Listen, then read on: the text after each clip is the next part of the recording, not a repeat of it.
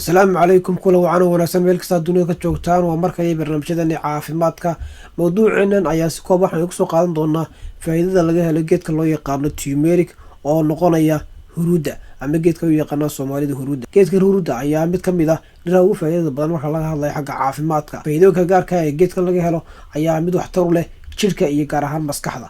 Hase yeeshee daraasado la qaaday ayaa si aad u tilmaamaya waxtarka sare ee marka laga hadlayo tayada geedkan. faa'iidooyinka laga helana waxaa kamid ah inuu hoos u dhigo waxa loo yaqaano warwarka ama qushuuca.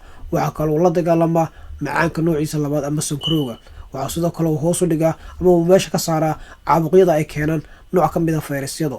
sidoo kale daraasado la qaaday ayaa muujinaya in maadada laga helo huruudda ee loo yaqaano curcumin ay si weyn ula dagaalanto cudurka loo yaqaano Alzheimer kaasoo keena cudurka asaasiga oo marka qofka da'diisa weynaato ku dhici kara. waxaa kaloo kamid ah faa'iidooyinka laga huruudda inuu la dagaalamo cudurka loo yaqaano arthritis oo inta badan ku dhaca isgoysyada lafaha.